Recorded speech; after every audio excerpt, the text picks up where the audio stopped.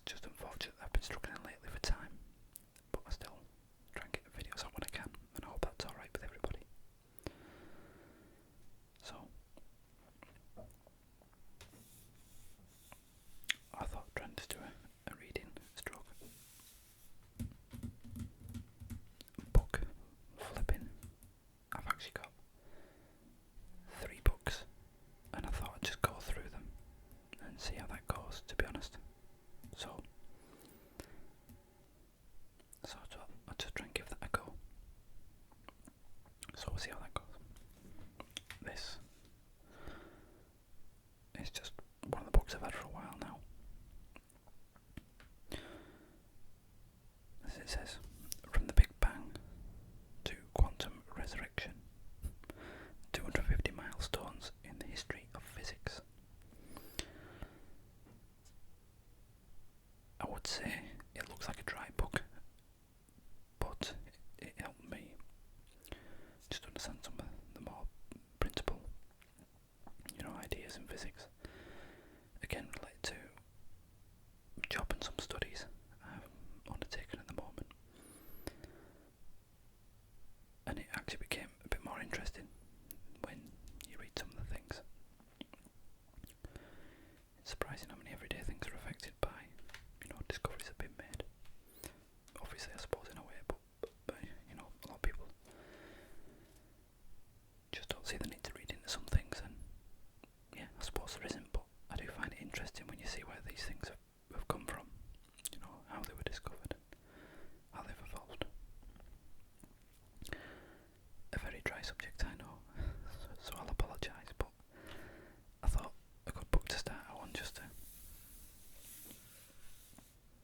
get some sounds and some page flipping noises. I'm not going to read it all, I'll just read little bits of each book and just go through and see how it sounds. I do realise, however, that I think I need another stand of some sort, because currently I have the microphone and the microphone on an actual microphone boom stand, but there was nowhere for the camera to go, and the other stand I have isn't as high. Never had it up here. It'd be the wrong way round. I could have turned this around, I suppose, but I wanted to try and make it easier for myself. So it's actually on a gorilla pod. It's just clamped around the boom stand. So I'll be very annoyed if it loses grip and just spins round in a circle. So I'll apologise in advance. So, right, let's have a flick through.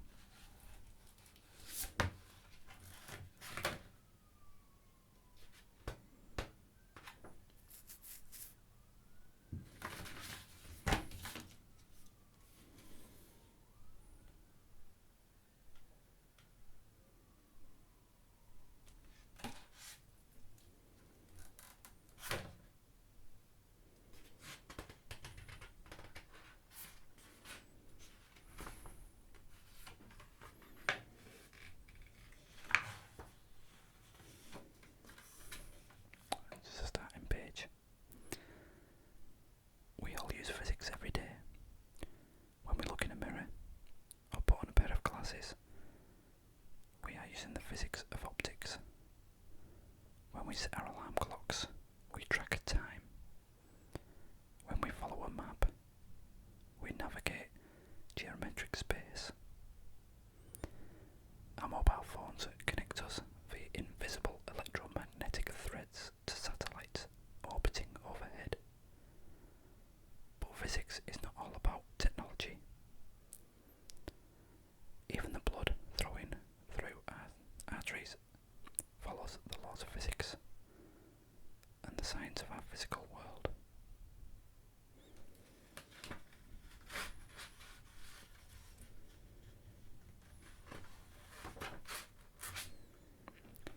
As you can see, it goes on about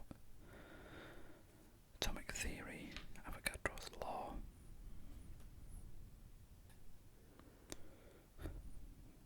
baseball curveball, dynamite, surface tension, kinetic theory,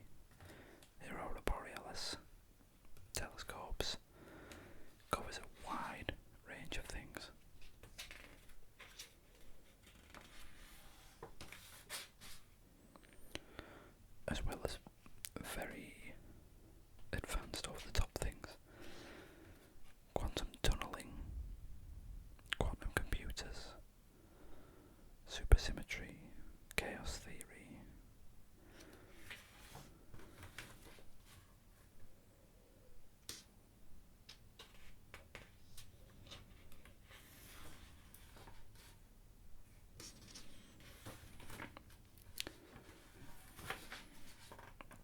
There's a lot of good, high quality artwork and photographs as well. I say artwork. I suppose it is, composite pictures.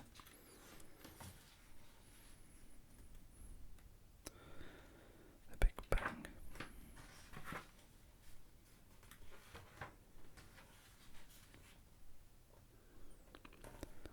Prehistoric nuclear reactor.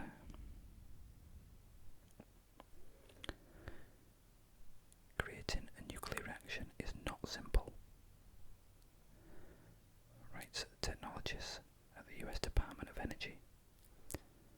In power plants, it involves splitting uranium atoms, and that process releases energy as heat and neutrons that go on to cause other atoms to split. This splitting process is called nuclear fission. In a power plant, sustaining the process of splitting atoms requires the involvement of many scientists and technicians.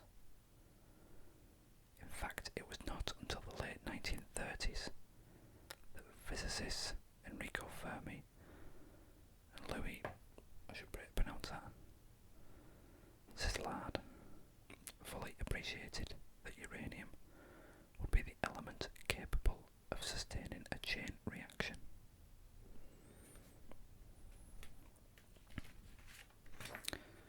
That's a diagram there.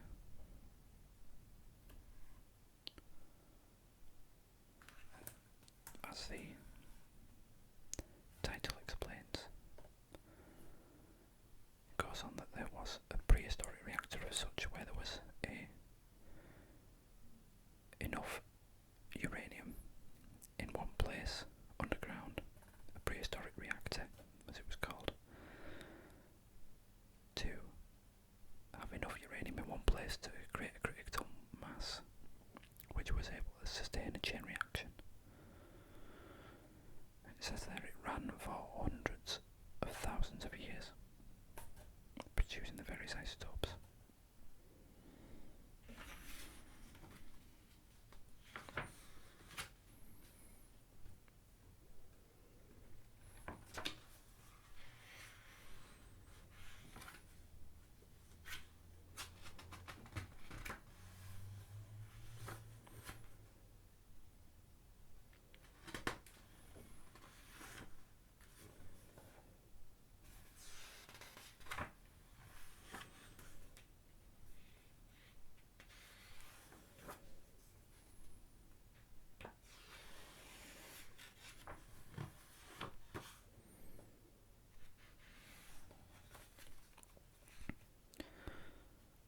Simple things that we take for granted every day.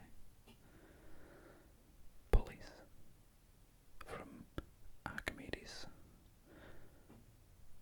A pulley is a mechanism that usually consists of a wheel on an axle. A rope runs over the wheel so that the pulley can change the direction of an applied force. For example, when helping a human or a machine to lift or pull heavy loads. The pulley also makes it easier to move a load because it decreases the applied force needed. And then explains Archimedes gets the credit for inventing in about 230 BC.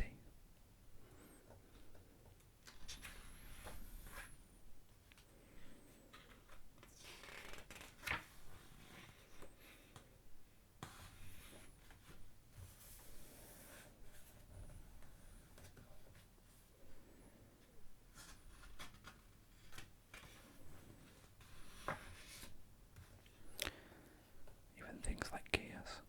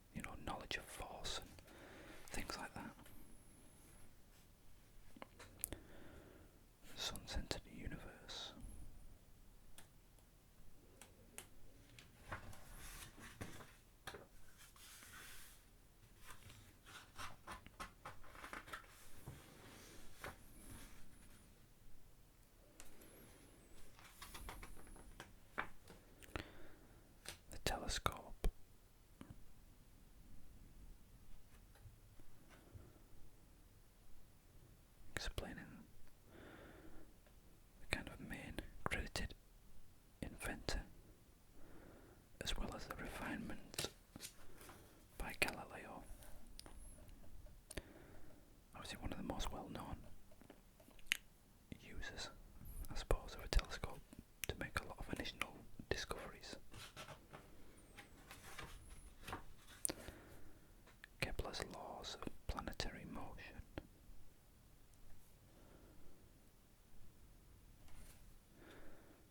A bit more look into kind of astronomy and the universe and main discoveries that paved the way for today's discoveries.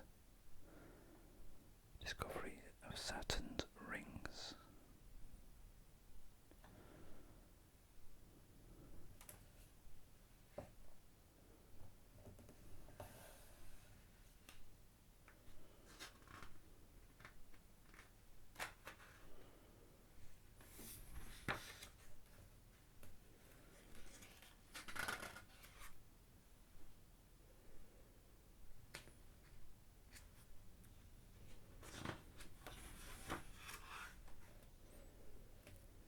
Law of refraction.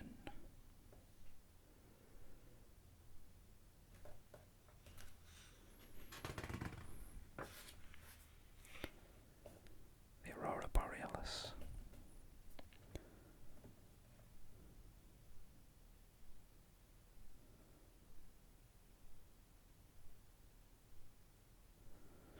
Energetic particles streaming from the solar wind of the sun enter the Earth's atmosphere and are channeled towards the north and south magnetic poles. As the particles spiral around the magnetic field lines, they collide with the atmospheric oxygen and nitrogen atoms, forcing the atoms into excited states. When the electrons of the atoms return to their lower energy ground states, they emit a light, for example red and green for oxygen atoms, that is seen in the amazing light displays near the Earth's polar regions, and that take place in the ionosphere, the uppermost part of the atmosphere, charged by the solar radiation. Nitrogen may contribute a blue tinge when a nitrogen atom regains an electron after it has been ionized. When near the North Pole, the light display is called the aurora borealis.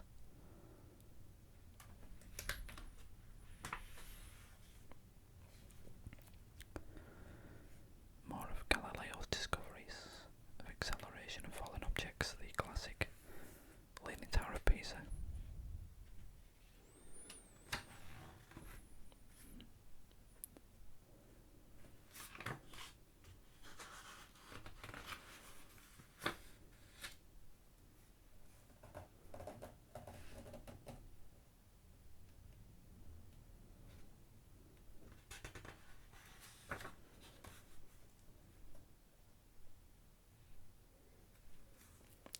Hooke's law of elasticity.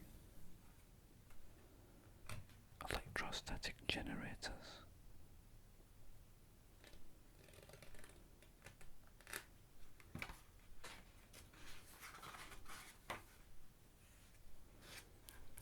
Boyle's gas law.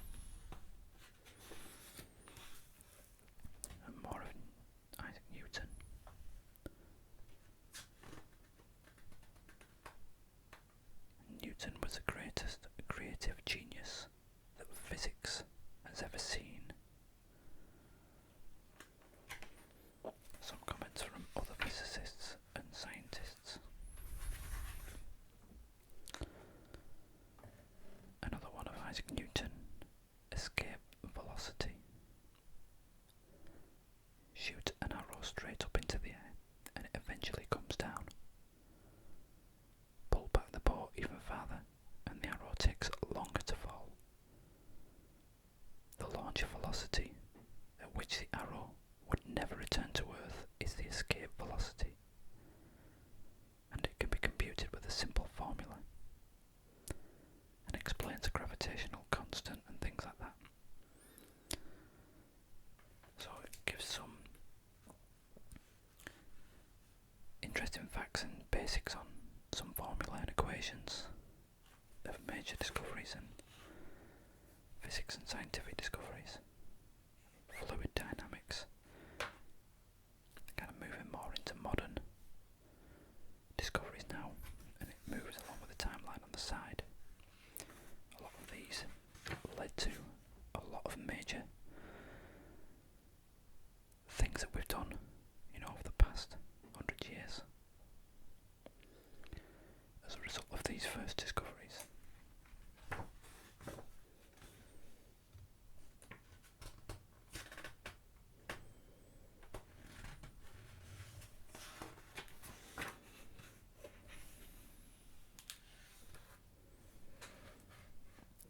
And I think it's interesting to see the type of discoveries that were made as time moved on, and early discoveries influenced later discoveries, and kind of the domino effect.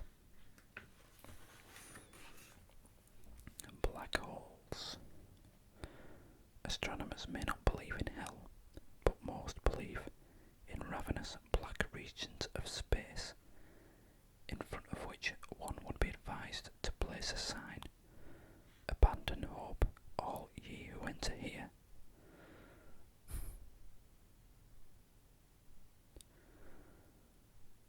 So, explains about Stephen Hawking and some of his ideas and theories on black holes.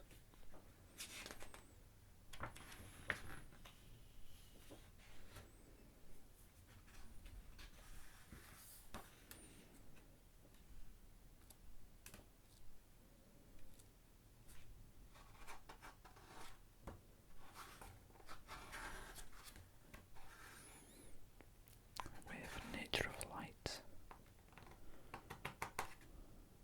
I mean, nebula hypotheses. We're still quite early on, but there were a lot of scientists and physicists that had a lot of ideas that took a lot longer to prove. So they're quite visionary in some of the things and ideas that we're coming up with, when really they couldn't prove them fully. Atomic theory really moving up now.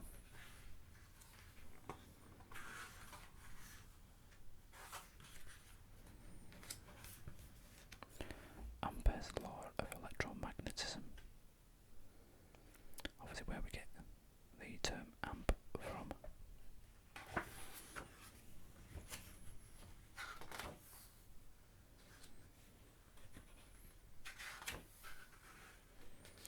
Faraday's laws of induction.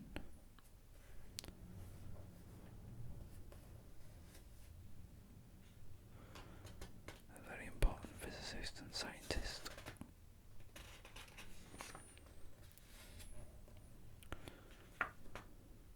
Everyone should remember this kind of experiment from school.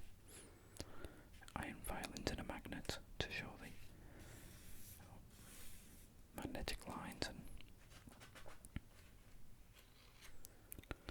the magnetic poles.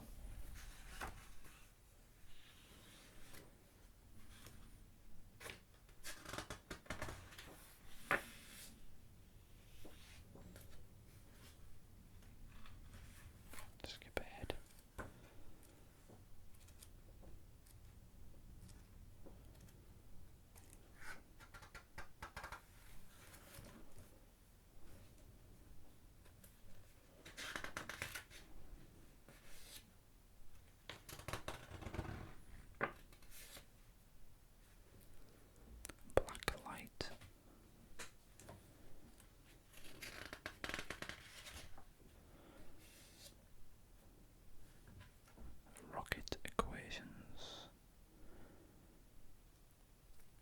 Space Shuttle launch is perhaps the best known image of modern space travel.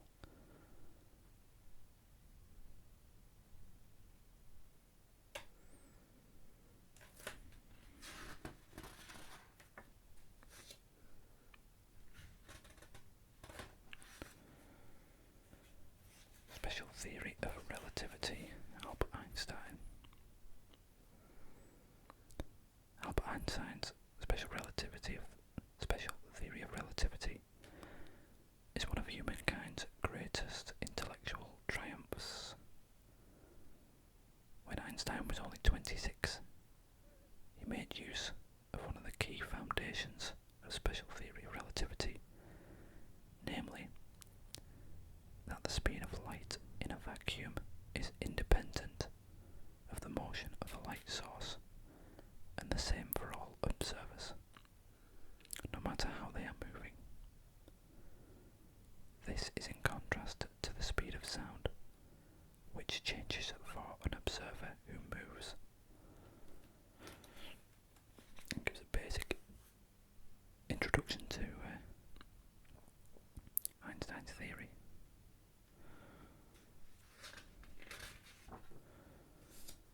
And the obvious E equals mc squared. And just a basic explanation of that equation.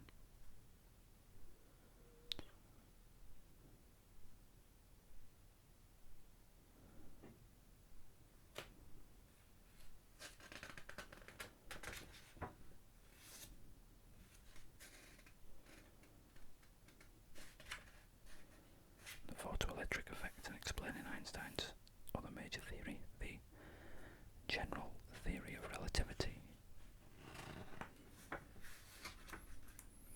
Golf ball dimples.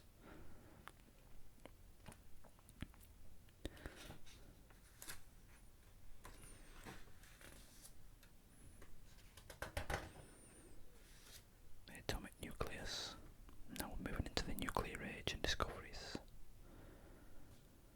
Today we know that the atomic nucleus, which consists of protons and neutrons, is the very dense region at the centre of an atom.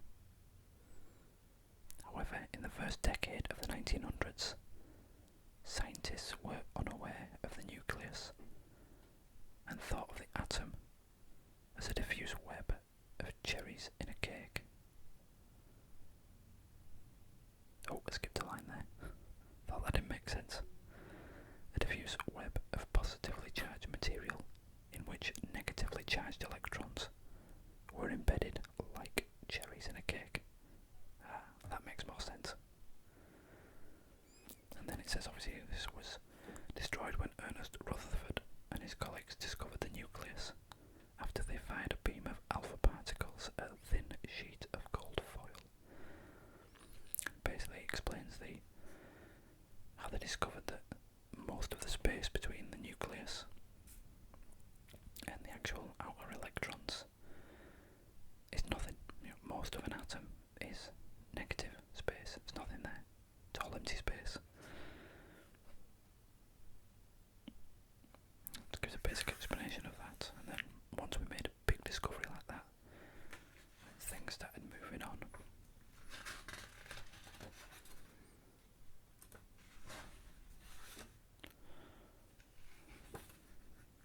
String theory. 1919.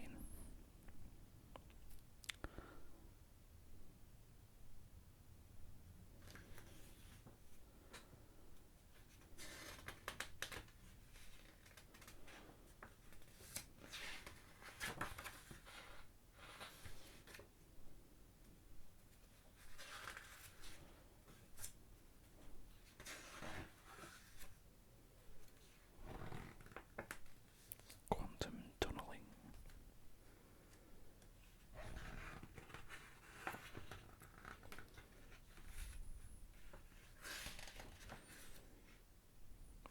The neutron was discovered.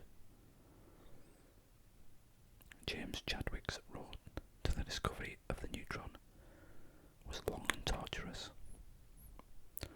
Because they carried no electrical charge, neutrons did not leave trails of ions as they passed through matter and left no tracks in Wilson's cloud chamber.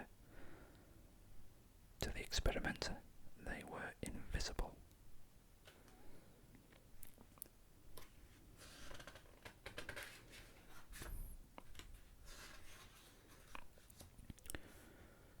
Cherenkov radiation, which gives a basic explanation as to why you see blue light such as this picture from nuclear reactions or fission. You can get it from most, actually, should I say. But that's why you can see that kind of blue glow, which people kind of assume as a, very dangerous thing. I suppose it's an indication there's something there that, is giving off some sort of energy. This is a basic explanation of that discovery. 1934. There's a lot of strange ones. Silly putty. Drinking bird. And now we move on to, unfortunately, the little boy and fat man atomic bombs. Now explaining the transistor, and now moving into more, the start of the computer age.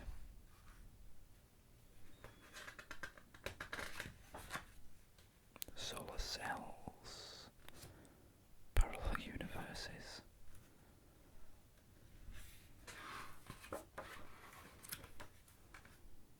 Electromagnetic pulse. And a lot more. Astronomical discoveries, quasars.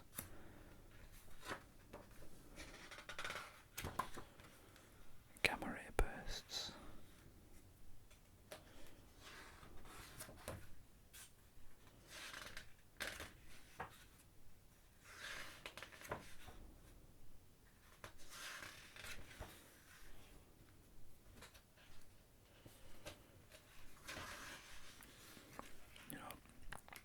I've seen there's a lot of advances in this idea of quantum computers now, which is apparently the future, which will make everything, computers and computing power incredibly fast. Wormhole time machine.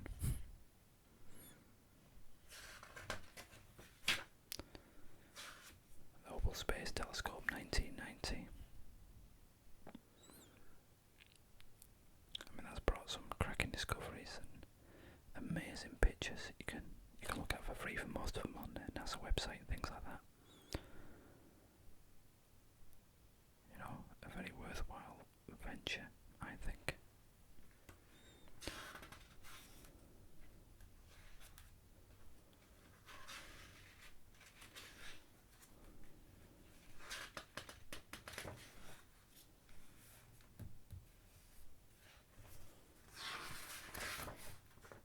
And what do we end on? Universe fades. The poet Robert Frost wrote, "Some say the world will end in fire, some say in ice. The ultimate destiny of our universe depends on its geometrical shape and the behaviour of dark energy, the amount of matter and other factors." That's more talking about when they say there's a big, big crunch, big squeeze.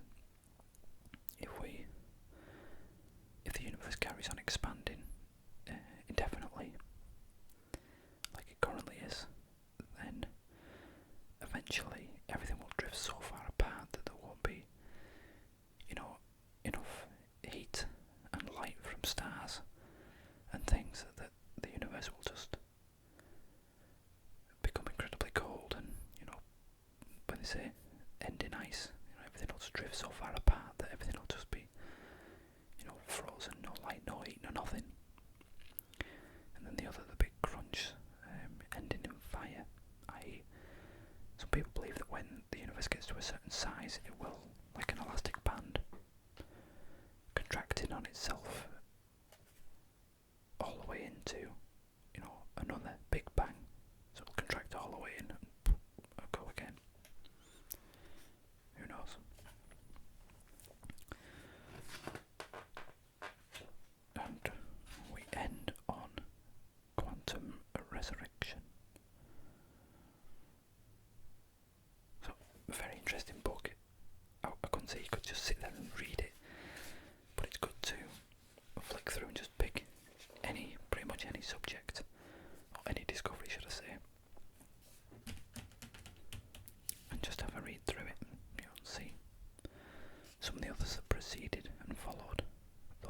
discoveries.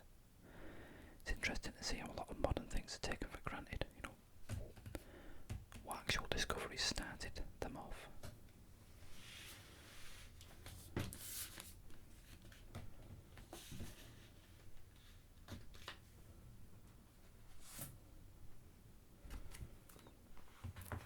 I think I had a quick flick through this before.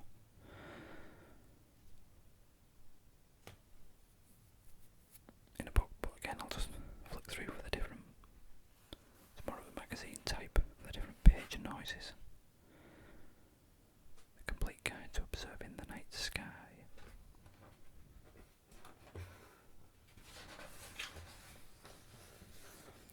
Again, there's a lot of good artwork in here, and if you're interested in astronomy and things, it's a very good book. You've got the planets, astronomy with your camera, using your telescope, choosing the telescope, everything like that.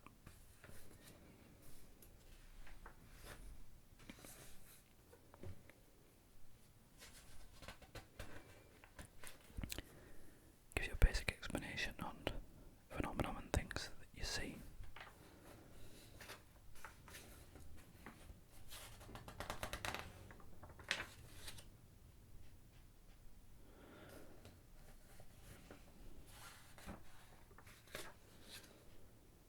The aurora, again, things like that.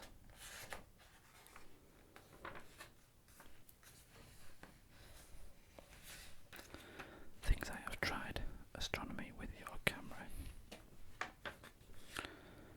I have taken a few pictures which I have shown before using the camera. Unfortunately, the old camera that I did have, I could apply like this to the actual telescope. But after the new camera I bought, I can't do that anymore. But I will do eventually. But at the moment, I enjoy taking pictures just with the camera, to be honest. And this gives you just a, guide to going about buying your first telescope, what you might be interested in and expect to see with those telescopes.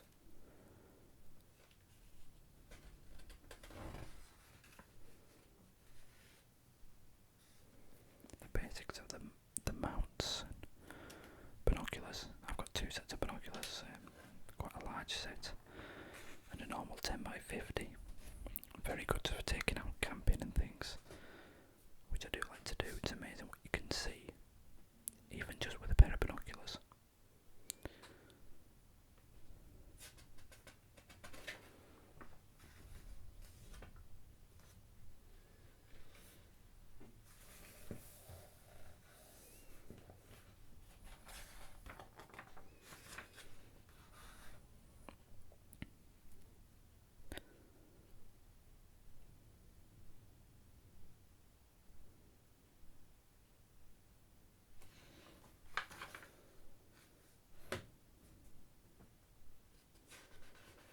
Explaining different filters for looking at the sun and what you can expect to see. And the moon. Just as the sun dominates the daytime sky, the moon is queen of the night. The main difference is that for part of the month the moon is not always visible. Through a course, observing it is completely safe. It depends entirely on the sun for its reflection, and by direct observation you cannot damage your eyes. The moon is regarded as Earth's satellite, though in some ways it may be better to regard the Earth-Moon system as a double planet.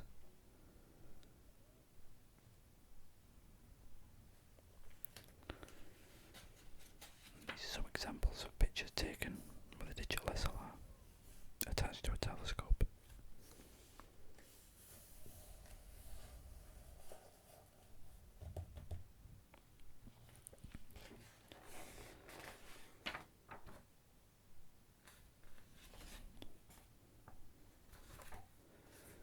And then an explanation of the planets. The planets go around the sun rather than the Earth. much further away than the Moon.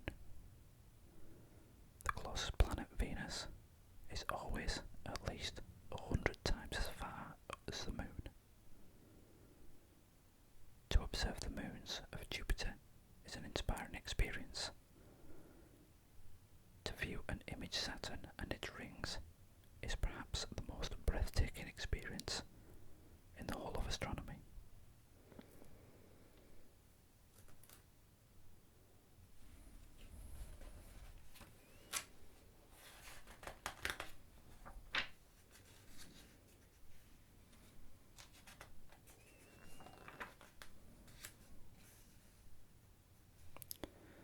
Some tips on imaging Jupiter, things like that. Saturn and Saturn's moons.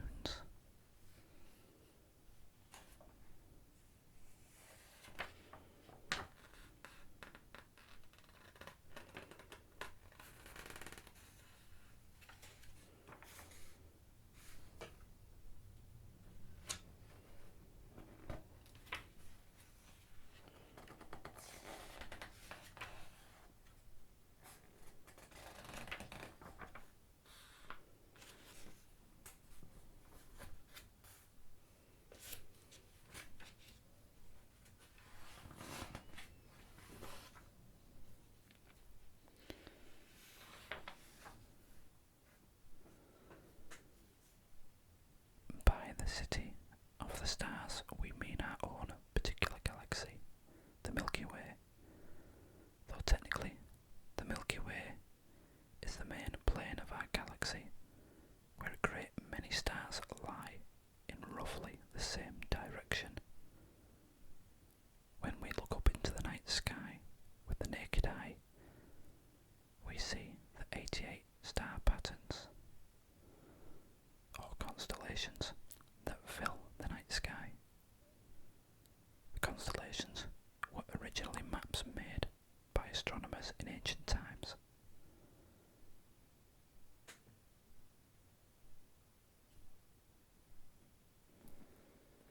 And just explains the kind of size and some scale of our galaxy. Once we go beyond the solar system, our own particular part of the universe, we have to deal with distance of quite a different order. This is where we use light years rather than miles or kilometres, which are far too short. An important point here is that no one can really understand these huge distances. Can you picture 1,000,000 miles, let alone 24 million million? The distance to the next nearest star to the Sun. We certainly can't, and it's virtually impossible to put these distances into meaningful, plain language.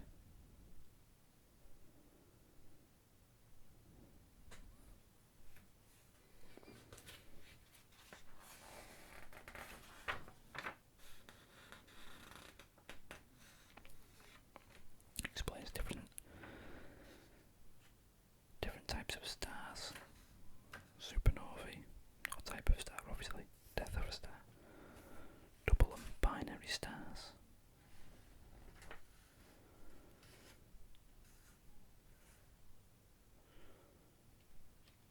And the various types.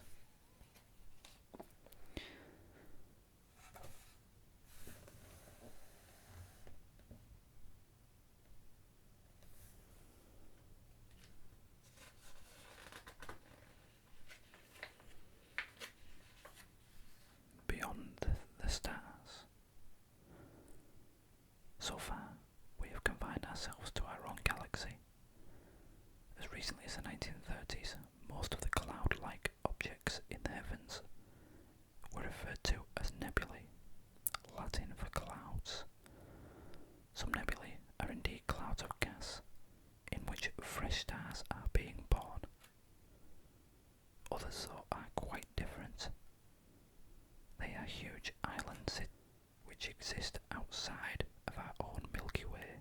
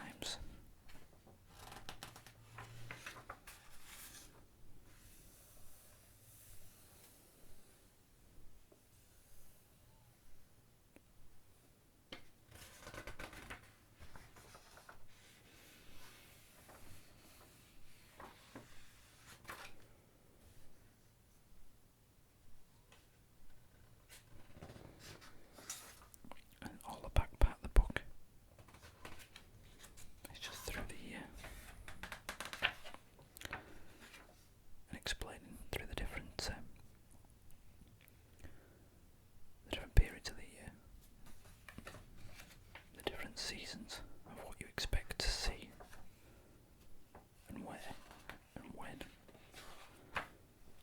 So incredibly handy for once you get set up and you want to know when the best times are, where to look and what to expect. So I haven't quite read all of this book yet. I do get the magazine all about space.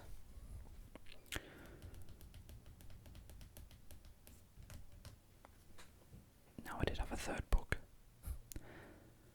but the battery I don't think is going to last too long on here, so I'm not going to go through it, but I may do it as another reading if anyone's interested. I say a book, a graphic novel I suppose they're called, The Walking Dead, book 1. Now, I never watched The Walking Dead. I'd heard very good things about it, and I think if anything, it was Ephemeral Rift that made me want to watch it. I don't know, I don't know why I didn't watch it in the first place. It just didn't seem like it was my thing, and it wasn't really on all that accessible in the UK, really, for me. You know, to just actually catch and watch it was, I think, on for a bit, and I just never got to watch it. So I just never got into it. I think I saw 1 or 2 and just didn't catch on. So I decided to get them after, over the fact that I always listen to quite a few of Ephemeral Rift's videos where he discussed The Walking Dead. He did quite a few episodes talking about the different episodes of The Walking Dead and just going through it. I used to enjoy his videos, and when he did ones like that, and I found it interesting, and he obviously found the series very good, and the way he explained it actually got me interested in it. So I started to watch.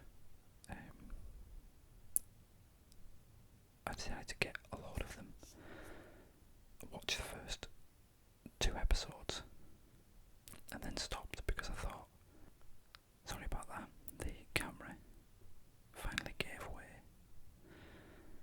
I've got a spare battery, but it isn't had time to fully charge it, so I'm going to have to cut this short. So yeah, I do apologise. I was saying, yeah, that Ephemeral Rift got me into it, and I said I watched the 2 episodes,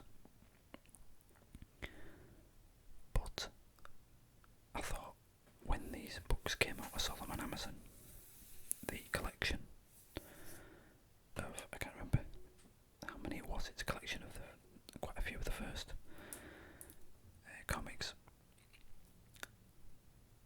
and he spoke very highly of these, and I actually thought I'd enjoy reading this first more and getting me into it, and then watching the series.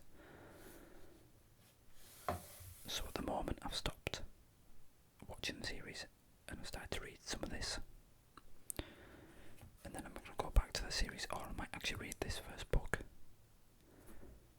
then watch a few of the series. I'll have to find out how many this covers, because I believe from, if I remember some of his videos, there are quite a few differences from the graphic novel to the actual series.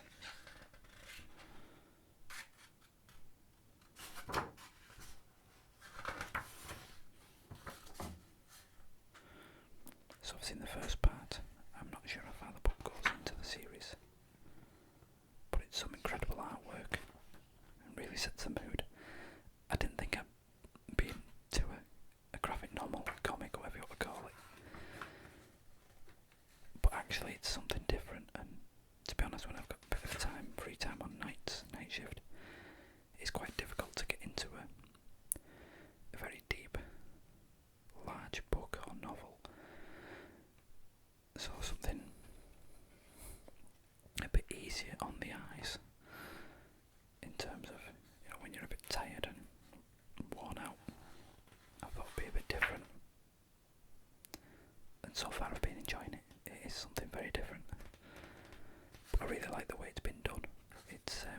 easy to follow and read, even though I thought it would be a lot more difficult to keep a train of thought. But it's actually very, very good. And the artwork and the way the scenes are set, I think, are brilliant.